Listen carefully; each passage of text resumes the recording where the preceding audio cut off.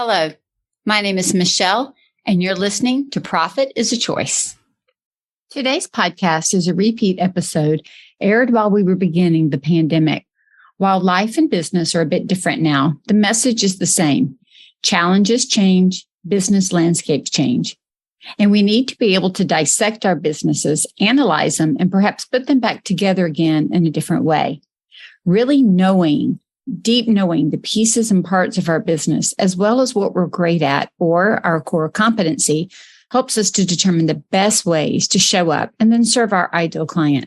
We're going to focus on how to be nimble in an ever-changing world on this podcast, along with how to grow and scale while keeping flexibility, which is not always easy. These concepts will allow us to maneuver through any change. I hope you enjoy. Every day, empowered entrepreneurs are taking ownership of their company financial health and enjoying the rewards of reduced stress and more creativity.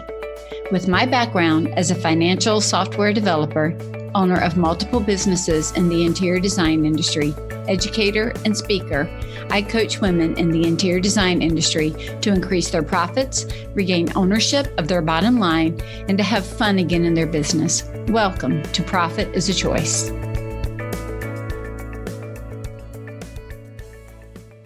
Okay, so today we're going to jump in and think about how to rethink our business for maximum success.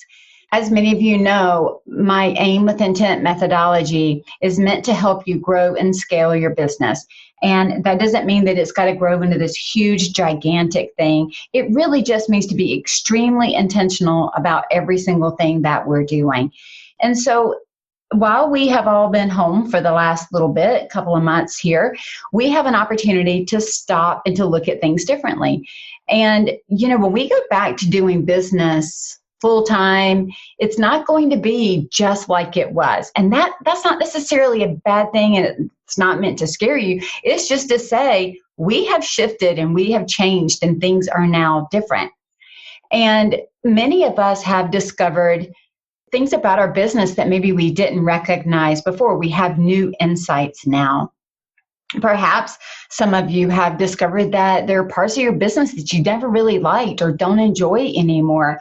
I know a couple of my clients have said that, I had an offer that when it kind of went away and I didn't have to do it anymore, I didn't realize how much joy I felt that I didn't have to do that. Some of you may have found some things where your processes were broken, or you didn't have the detail that you needed, or the efficiencies weren't there. I found places in my company where I couldn't pivot as quickly as I wanted to. So there were some things that, I try to get things as efficient and as scheduled, but sometimes when you have to work outside of the norm, you start to see things differently. And maybe you even determined that your current staff or your current ideal clients or your current vendors that you had been working with were not also ideal anymore. And you're going to have to make changes there. We've really had this interesting break in business, as usual, to kind of stop and contemplate business as we know it. And so we are perfectly poised in this time to make some changes that either we didn't recognize in the past that we needed to make, or that we knew but we didn't have time to make. Even just some completely, totally new, out of left field ideas that now we want to try. We have a free pass to pivot. Let me say that again. We have a free pass to pivot. To some degree, I'll be honest, I would be more concerned coming out of all of this if businesses were to say, hey, business as usual, doing just what we did at the beginning of March, come in, not one thing has changed. I think my radar, my spidey senses would be on high alert with that, going, what do you mean you've not done anything differently? For many of us, we're in these rolling openings across the country, and it might be that you can go out, but it's got to be with a mask, or you've got to make sure you use hand sanitizer. I mean, for somebody to come back and say, let's go do business, and not one thing has changed, that should make us a bit wary, even if it's just our thought processes have changed. I had started to pivot my business back in January of this year, right before everything has happened. And I can speak from experience. Creating a pivot, creating a strategy change can be very scary and a bit unnerving based on what you cut, how much it is, where it is, changing from one thing to another, changing technology. But I can also tell you this, having made my own decisions after much thought, data collection, preparation, and prayer, it was absolutely worth it. These last 2 months of being in my home and then having time to consider my business in a completely different way. I mean, when I made the shifts and changes that I needed to make in January to kind of realign some of my work and what I was doing and how I was serving and showing up in the world, I had one idea in January. I was working hard to get some alignment in that. And then darn, if it didn't March show up 2 months later, and it's kind of like a whiplash. It feels in some ways like I've been on a roller coaster, as I know many of you have. And being home, even though that's pretty much my normal, it almost like my mind got off of the roller coaster and I was able to recalibrate. And so just because I pivoted earlier than many of you potentially, it doesn't mean that you don't have time to pivot or that you can't. And so I just really want you to stop and not miss the opportunity to come out of this business different and better than when you went in. Now, if you went into all of this and everything was absolutely perfect in your company, kudos for you. My hope is that you were able to maintain that through all of this and that you can restart with that in mind. But for many of us, there were areas that we wanted to address or things that we wanted to adjust. Or, I've heard all kinds of things from, oh my gosh, I'm starting to get organized in my emails or organized in my file structures, or I'm trying new technology that I hadn't tried before, or I'm looking to hire a new person. I thought I needed this type of help and now I need this type of help. I've even heard on the opposite side, I realized that we could be more efficient. I didn't need certain people to work in my team anymore, or I needed to realign my team, for different reasons. Or the clients that I thought were my best, that they weren't my best when all of this happened. So just, it's almost like a clarity, like really starting to understand and look at. It's the things that we don't take the time to look at and to analyze because we're so busy. And this has given us a perspective that we would not have had we not had some of these things happen. So perception and perspective has all shifted, okay? And so here are some things that we can do not to miss all of these opportunities so that we can look at our businesses a little bit differently and come out of it in a better place and doing work in a better way and in a way that maybe is more in alignment for each of us.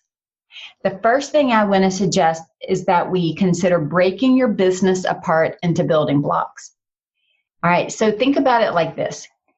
First, we know that, yes, we are all in the interior design industry in some way. And so we serve the world by making custom window treatments, by designing beautiful rooms, by installing blind shade shutters, by creating furniture, whatever it is that we do to serve our client in the interior design industry. But I would also tell you, and you all know this and kind of in your gut, business is the same. Like we all have to have some type of marketing. We all have to take care of our finances. We all have to have sales. We all have to have some type of a process. There are certain pieces and parts to our business that are the same no matter what it is we're doing. And so here's what I want you to think about. If I were to put a box in front of you of Legos, and this, let's say it's one of those boxes where you can buy this like the complete set, and the box has a picture, kind of like the puzzle pieces, if you will, if you were doing a puzzle. But you're looking at this Lego box, and you on the outside, for example, is the NASA Apollo Saturn rocket. I know that because I bought that one for my husband for his birthday. He loves Legos. I have a whole family of Legos. That's why both my boys are in construction engineering. They love to build. So you've got this box of Legos, and on the outside is this picture of this rocket, okay? And then you open it up, and there is an instruction guide that tells you how to put all these little tiny pieces and parts of Legos together to make this NASA Apollo Saturn rocket. And you sit down and you put it together. But some of you are thinking, I don't like to follow directions, or I don't really want to follow those, or I don't really want to make that rocket. Maybe you made the rocket and then you think, okay, now what else can I make? My kids used to do that all the time. It didn't matter if it was a set of Duplo blocks or connects. They would put it together the way they were instructed to put it together. They would look at it, play with it, and then they would take it apart and they would start building on their own creatively using those same pieces. Well, that's what we get to do with business. If you think about this Lego set being your business plan. So the picture of the Lego set, that Apollo Saturn rocket, is a picture of where you thought your business was going to go. And you took all these bits and pieces of marketing and sales and order and process, and you put them all together, and you created this perfect little business plan. You created your financial plan at the beginning of the year. You created your marketing plan at the beginning of the year. You have all your little plans in place. And I'm not discounting them by calling them little, just saying we have our plans in place. And now all of a sudden, everything that we had kind of assumed was going to happen doesn't happen. We can't just always do business as usual. So if you can then realize how to start taking everything apart, a piece at a time, and understanding them as building blocks, you can then put them back together, much the way that we would have taken apart a Lego set that was meant to create one thing, and we would put it together in a different way to create something else. You may look and say, here are some pieces I don't need. I need a couple of extra pieces over here. We're all building these businesses, but they don't all have to look exactly the same. That is the beauty of the coaching program that I do. I'm not creating copycats and everybody looking like everybody else. It's really about helping you understand those building blocks. So in a process like this, where we're looking to kind of rebuild our business in a different way, when you understand all the building blocks in your company, you can take them apart. You can look at each area of your company individually and then put it back together in a slightly different way. And so that's what I want to encourage you to start doing. When you do that, you then can take those building blocks and put them together into multiple models. Like, for example, I would have had, and do in my business, I had, here's the model of what my business looked like in January, February, and I would say the first 2 weeks in March. And then I've got a model of what my business looks like right now. And then I've got a model of what my business hopefully will look like on the other side. So here are a couple of areas that you could break down your business into, and just let this be an example. So you can go further and deeper. You can be as granular as you want or need to be. But I will tell you this before I give you all those. Businesses that know the individual building blocks in their company are usually more astute and more proactive in making whatever changes they need to make, because they absolutely, completely understand the intercomplexities and dependencies between the roles and responsibilities throughout their entire organization. And so by saying that, that should already start to get your mind, going. But here are some of those building blocks: staff, processes, offers, right? What is our package? What are our offers? What are our products or services? Your fees, your hours, expectations, why, values, mission, vision. All of those are building blocks, and we're putting them together in a multitude of ways. So start learning to break the business apart into building blocks. Let me say this before we move on. When you've done that, sometimes it is very enlightening, because you start to realize which building blocks are more solid and which ones maybe need a bit more help. Okay, so break them apart, look at them. The next thing I want you to do is start trying to put them together in a new way. That was what I described a minute ago. Start putting them together. If you don't like the way that your business was heading before, or you don't think that that particular style of doing business is going to support you when we come out of some of these changes, now's the time to make it different. And you can try multiple models. I do that all the time. I analyze and draw up on a whiteboard, here are the different models of how this could work. And then I start to see which ones feel more right to me, which ones do I have better resource alignment with, and where can I go forward. Maybe during all of this, one of the things that you've realized is one of the building blocks, sales, you've realized you need more than one income stream. We're seeing that everywhere, right?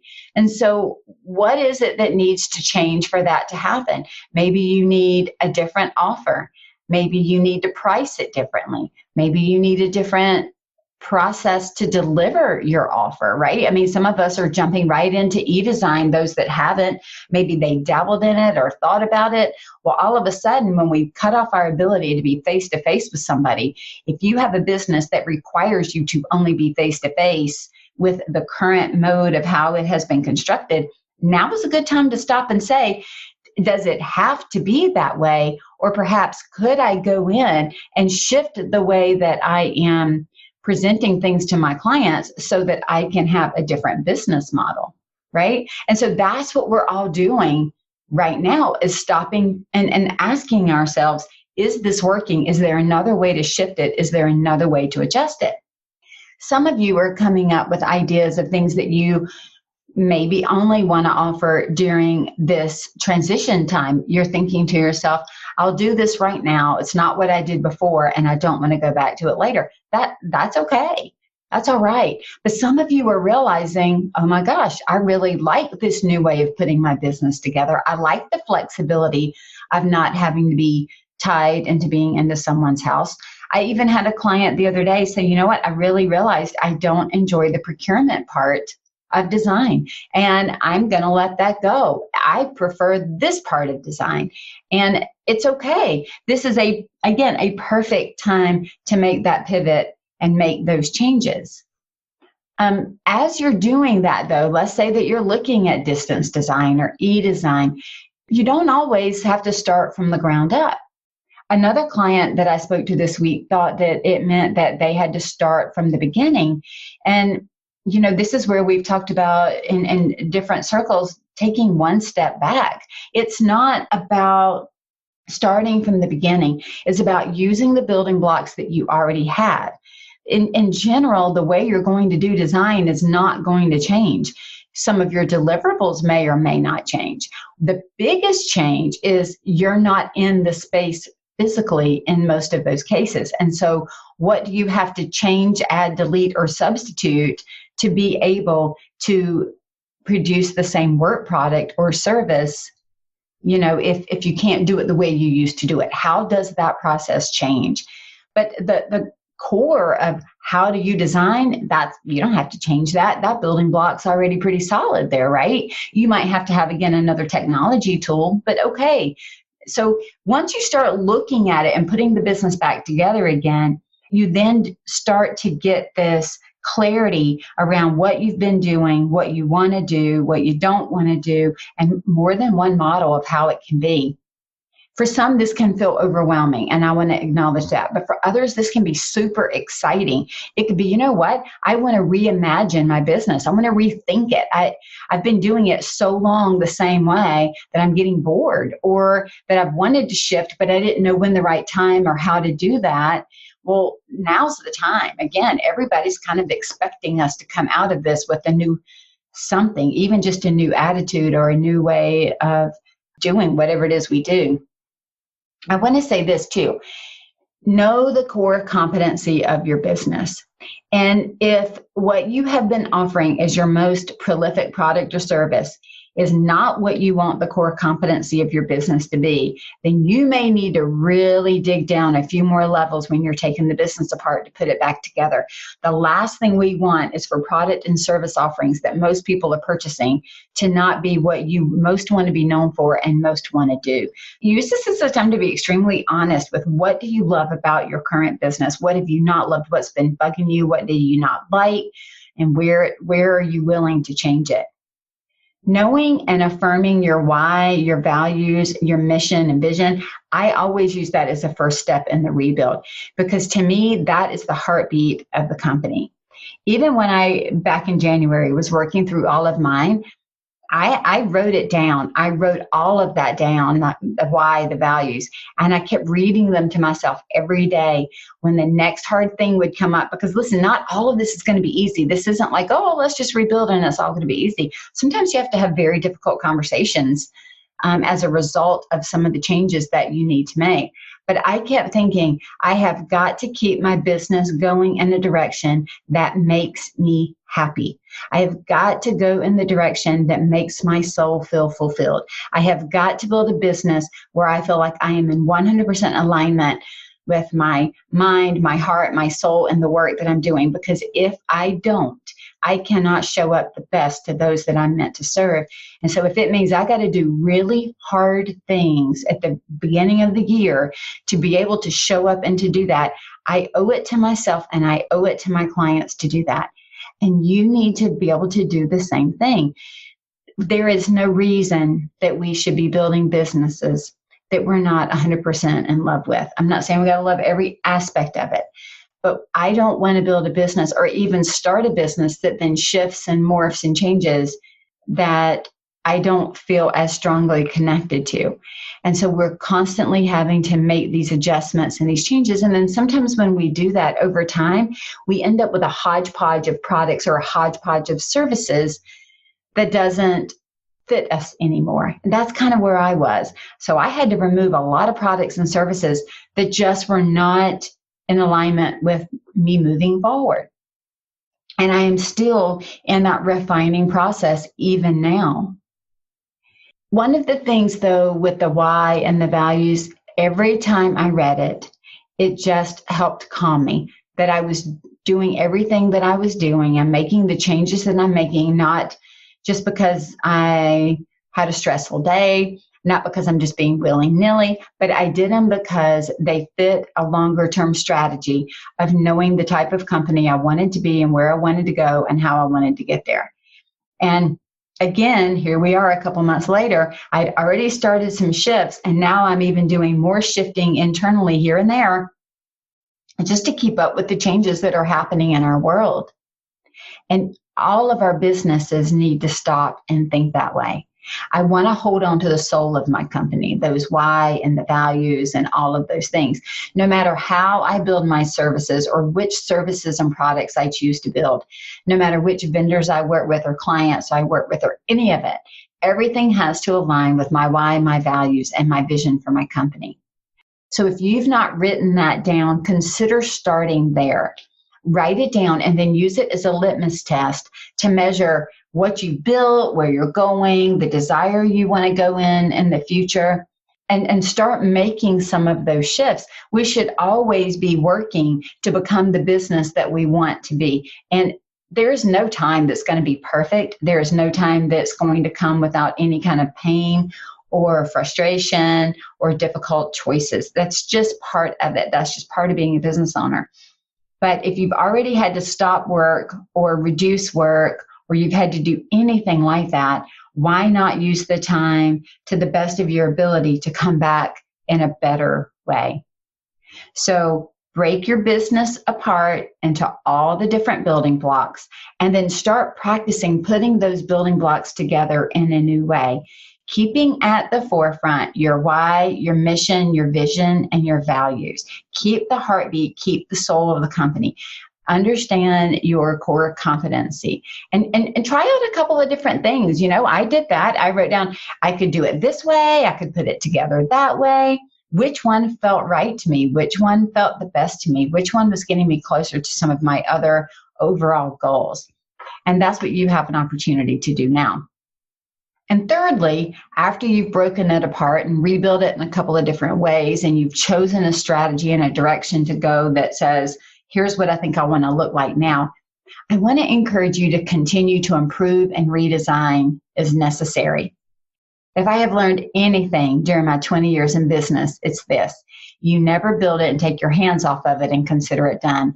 As much as I would love to do that, and I know that all of you probably feel very much the same way, as much as I would love to say, oh my goodness, I've done it, I can walk away and go do something else. There's this relief feeling in that, right? But that's just not how it works. Business has its own heartbeat. It is growing. It is morphing. It is changing. And so there are constant checks. There are constant metrics, KPIs, indicators. We're always looking to tweak them and to analyze them and to shift them over and over and over again.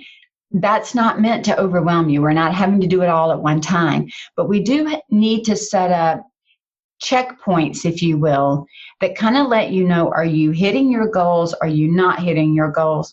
Where do I need to focus now? Where do I need to focus next? We can't focus on all of it at one time. And so when I start to build out a certain area in my company, I put a couple of checkpoints in place, and then I go move to the next area of my company. So there's always this iterative process, always striving to improve, profitability, efficiency, or something so that I can get my time back. The goal here is to reclaim our time and maximize our money while providing the best product and service out there. In 6 months, we could be facing another disruption. In a year, who knows? It could be any type of disruption. And it doesn't have to be a global disruption. It could be a personal disruption. Somebody gets sick. You have a wedding for your son or your daughter that you're preparing, and it takes you away from work. All disruptions aren't bad. We could face anything like that. It could be a follow-up to this, or again, something entirely new. But if we start now to do the work to really break apart our business, know what every process does, know the people that's in it, and know the building blocks, start to have an idea of different ways we could put it back together.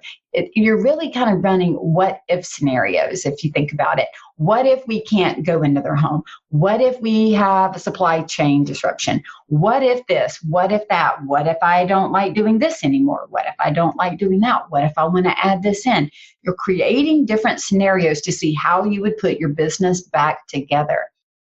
And then set up those checkpoints so that as you redesign and as you continue to improve, you know how to keep going back and looking at it.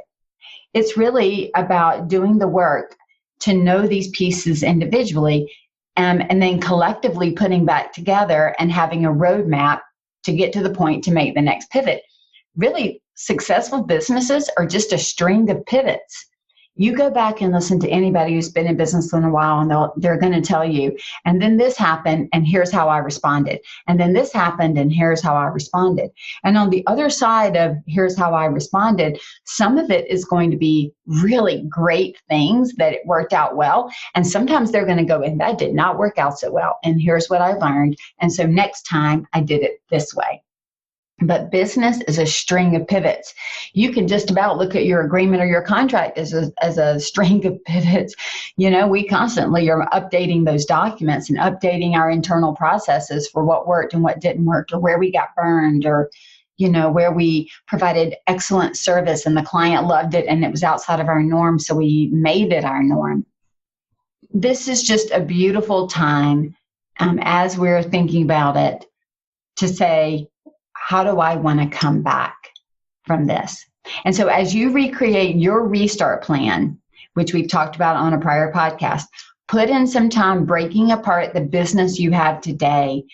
Ask yourself, is there a new or a better way to put it back together that creates a business that satisfies you more?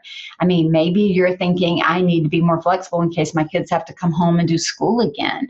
Or maybe you've decided through all of this that you want to homeschool your kids. And so how could you reimagine your business to be able to do that? Maybe you found that you like being, more virtual in nature anyway, so that you could go to travel. All of those things, this is the opportunity to do it. Maybe you're just thinking about preparing to hire and knowing that you want to start offering something different as a complement to what you already have. If nothing else, doing this work, breaking your business apart, reimagining it in multiple ways, asking the what if questions, and then going through and refining it, it will give you confidence in what you're already doing, that maybe you're doing it in the best way that you can for you with what you want.